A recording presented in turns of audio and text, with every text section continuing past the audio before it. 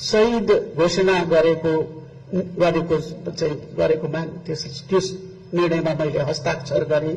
हामीले आजदेखि नियमित काम गर्ने भनेर यहाँ हाम्रो मन्त्रालयको परिसरभित्र रहेको NHRC-बाट नयाँ भवन जुन बनेको छ त्यसबाट काम गर्ने भनेका छौँ। भोलि बिहानसम्म तपाईँको उहाँहरूको माग पनि पुरा हुन्छ, माग नपुरा भने सरकार फेरि हल्छ।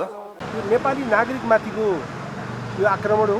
यो अदालतको मात्रै आक्रमण नभएर न्यायको पवित्र मन्दिरमाथिको आक्रमण त हुँदै हो।